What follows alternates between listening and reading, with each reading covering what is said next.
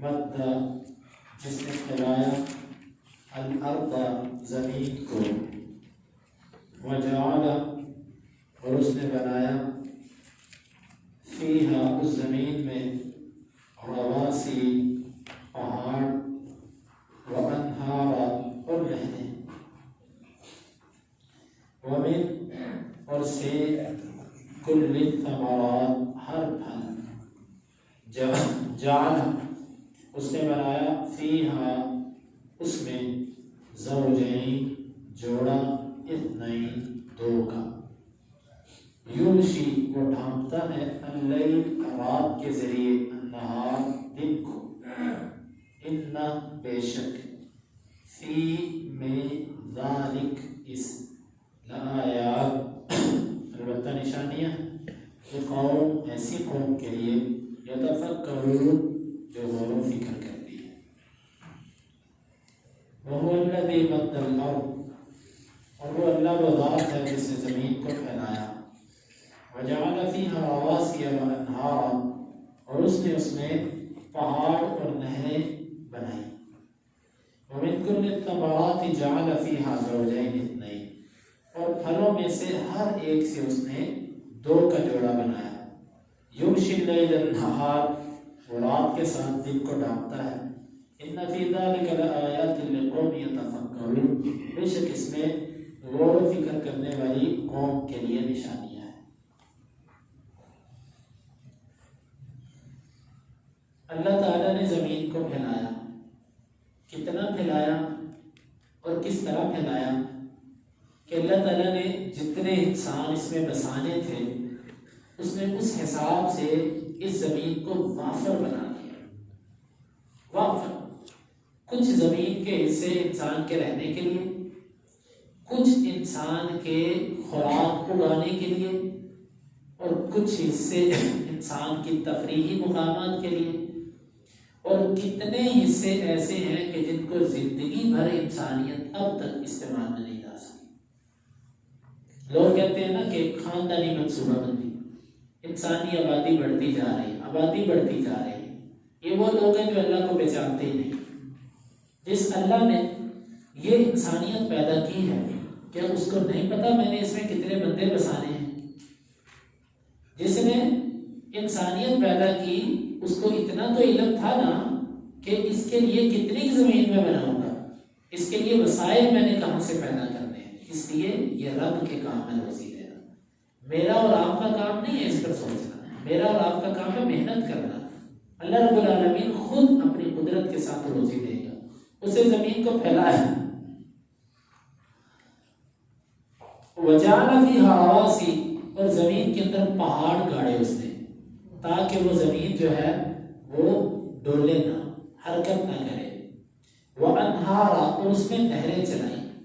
یہ نہری نظام بھی اللہ کا بہت بڑا ایک انعام ہے، وگرنہ بارشوں کا پانی، پہاڑوں سے برف پگھلنے والا پانی وہ ضائع ہو جاتا، الٹا اس سے بستیوں آبادیوں کو نقصان پہنچتا، سیلاب کی صورت بنتی۔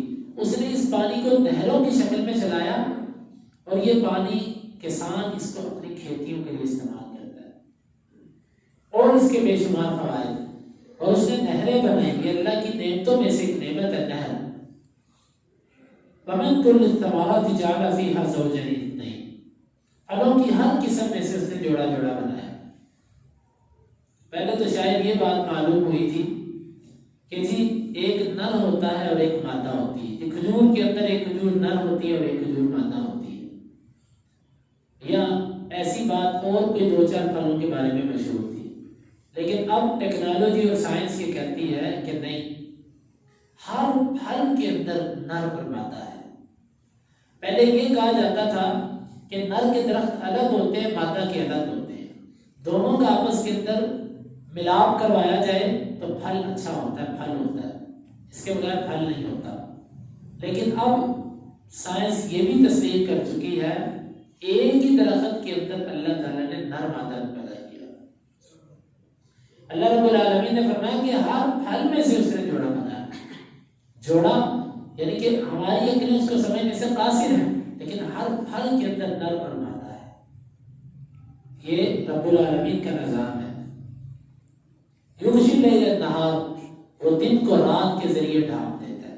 جس طرح کوئی بندہ کسی روشنی پر ایسے غلاف چڑھا دے تو اس کی روشنی ختم ہو جاتی ہے، پھر اس غلاف کو ایسے کھینچ لے تو پھر اس کی روشنی پھیلنا شروع ہو جاتی ہے۔ اللہ تعالیٰ نے اس رات کو دن کے اوپر غلاف کی طرح رکھا ہے۔ ایسے اللہ تعالیٰ جب رات کرنی ہوتی ایسے رات کا غلاف اس کے اوپر چڑھاتا ہے، اندھیرا آ جاتا ہے۔ پھر جب صبح ہوتی ہے اس غلاف کو سائڈ پہ کر دیا جاتا ہے، سورج سامنے آ جاتا ہے۔ تو یہ اللہ کا نظام، یہ اللہ تعالیٰ اپنی قدرت کی نشانیاں بیان فرما رہا ہے کہ دیکھو یہ بھی میری نعمتیں ہیں۔ یقین مانے کہ ہم نے کبھی دن اور رات کو بھی اللہ کی نعمت سمجھا؟ ہم ان چیزوں سے بہت دور ہیں، چونکہ اللہ کے ساتھ تعلق کمزور ہے، اس وجہ سے اللہ کی بنائی ہوئی چیزوں پر غور و فکر بھی نہیں ہے۔ مخلوق کے ساتھ تعلق بڑا مضبوط ہے، مخلوق کی چھوٹی سی ٹیکنالوجی بھی بن کے آ جائے، ہم کہتے ہیں کمال کر دیا۔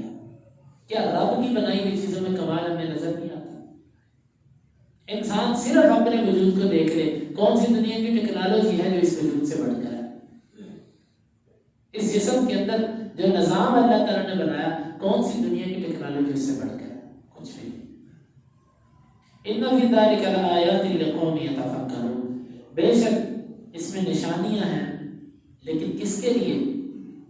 اللہ تعالیٰ فرماتا ہے ہر ایک کے لیے نہیں، یہ نشانیاں اس کے لیے ہیں جو غور و فکر کرتا ہے۔ کس پر؟ اللہ کی نعمتوں پر، اللہ کی نشانیوں پر۔ غور و فکر کیسے ہوتا ہے؟ انسان وقت نکالے، انسان بیٹھے، اس پہ سوچو بچار کرے، یا اللہ یہ نظام تیرا، یہ چیز تو نے بنائی، ہم ان چیزوں کی طرف توجہ نہیں کریں، ہمارا ادھر رجحان نہیں ہے، اسی لیے ہمیں نشانیاں نہیں ملتی، وگرنہ غور و فکر کرنے والے کے لیے اس میں بہت نشانیاں ہیں۔ تو یہ آیت مبارکہ ہے جس میں اللہ تعالیٰ نے اپنی قدرت اور نشانیوں کا ذکر کرنے کے بعد فرمایا کہ اس میں نشانی ہے لیکن غور و فکر کرنے والے قوم کے لیے۔ اللہ تعالیٰ سے دعا ہے کہ اللہ تعالیٰ ہمیں ان لوگوں میں شامل فرمائے جو ان نشانیوں پر غور و